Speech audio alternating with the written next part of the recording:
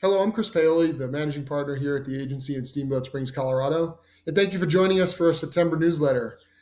I cannot believe it's the end of the summer. It's amazing how fast this one went. But fortunately, we were lucky with a great summer season. The weather was awesome. We got tons of water. And I think everybody appreciated how great the trails were and how nice and mild the temperatures were throughout. But as we look at the real estate market, there's a lot of talk about inventory rising and markets maybe adjusting or changing. We've obviously gone through a spurt of some pretty crazy years of rising prices and intense buying. But we thought it would be interesting to look back and see what the numbers say. Um, Now that we're getting through August and we're about to transition into September. If you look at the slide that I've got up here, this is our new listings for the last month by month for the last 4 years.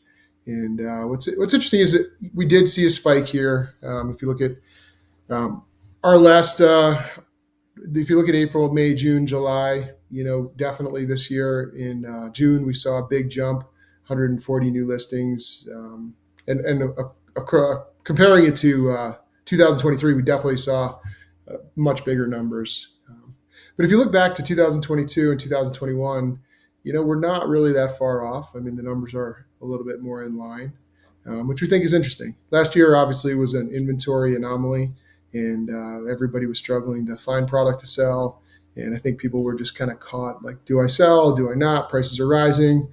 Interest rates rose. Everybody was just kind of frozen. So it was 2023 was definitely an interesting year.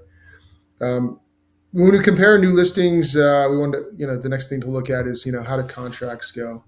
And this year, definitely, we started off a little bit slow. I just highlighted January, February, and March, and you could see how that compares to 2023, 22, and 21. 21 was kind of a crazy year, obviously coming off of COVID. That was, record breaking, I think, for most markets, including ours.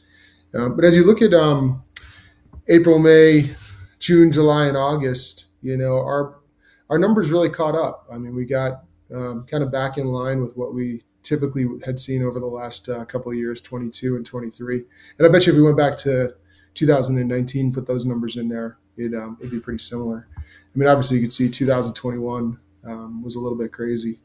So as we're kind of wrapping up the summer and getting through two seasons of selling in this year, the winter and the summer, while the inventory has been rising and it's definitely a different market, we have more product to sell, more homes for sale.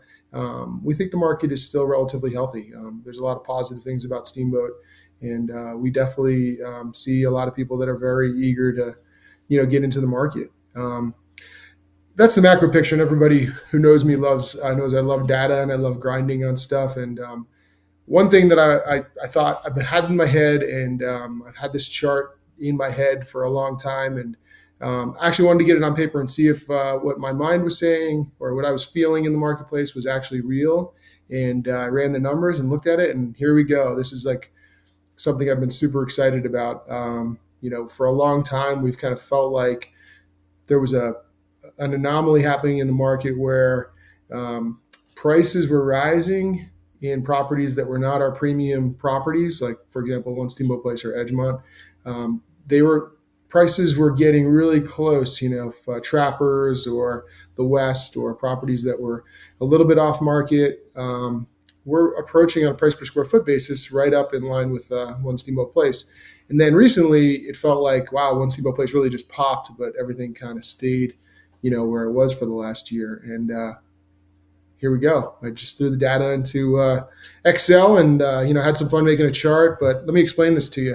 So this is obviously sales price per square foot. And we picked, just for context, for those who don't know, this is the Steamboat Ski Resort. And then we got One Steamboat Place, which is our big ski and ski out property. So what we did here is we compared One Steamboat Place to Emerald Lodge at Trappers, which is a really nice building. And then we also compared it to Bear Lodge at Trappers, which is that's the newest building at Trappers, and another really nice property. So what we did here is we kind of compared price per square foot. And if you look, back in 2017, there was a gap between Trappers and the two nicer buildings or the newer buildings, and One Steamboat Place. You could see over time, pretty consistently, the Trappers properties were rising in price per square foot. Obviously, the gross number was lower, so we're talking about $1 million to $1.5 million condo versus a $2.5 to $3 million condo at One Steamboat Place. But you could see this gap was pretty big, and over the course of say 3 or 4 years, it really narrowed, and they almost became in line on a price per square foot basis, which really doesn't make a lot of sense if you think about the underlying land and the location of the two properties. One Steamboat Place being, ski in, ski out, and then Trappers being, 2 blocks off the mountain. But what happened here? We see these properties traded, in line here for a little bit, and then all of a sudden we had a big jump up in price, and now One Steamboat Place is really transacting pretty close to $2,000 a square foot, and we think that's more appropriate of a gap for the location premium. I mean, it's the difference between being beachfront and being one street off the beach. There's typically a pretty big premium being paid for the beachfront locations. But what also happened here, and we think is worth noting, is that right around the turn of 2024, we actually got our first new development in 15 or 16 years up at the base area, and that was the Amble. And we've been saying for a long time that it's really hard for a developer to do a project at the base area under $2,000 a square foot. It's almost impossible, and we actually think they probably need to be higher.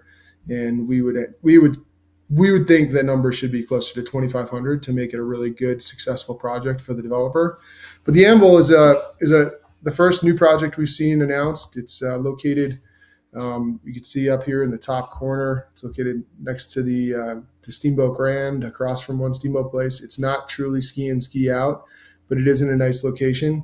And I think, or my opinion is that the market got perspective on what new construction is going to look like. And you can see the Amble, which is here in green. That project, the average is a little bit over $2,100 a foot. They've got one condo up at $2,800 a square foot. But you can see here just where this pricing is. And I think it really gave buyers perspective on what's coming. There isn't going to be any inventory that's going to be more cost effective or cheaper on a price per foot basis, and probably a gross price than what you're seeing at One Steamboat Place in Edgemont. So really quickly, it's amazing how buyers responded, and we've seen the days on market and the price per square foot for One Steamboat Place transact at pretty high numbers. So anyway, overall, we're excited about kind of where the market is headed. We hear rumors of lots of exciting new projects that potentially are coming, but in the meantime, we think the market is probably going to continue to see some strength, and we still don't see a huge supply of inventory coming. So if you're interested in finding a property or learning about the market, or just want to chat about some of this data, give us a call. We think it's a more of a balanced market today. We think if you price your property correctly, there's a good chance you're going to find a buyer, and we're excited about what's to come here. So anyway, if you have questions or you want to chat about it or grab coffee when you're in town, give a call, and have a great fall.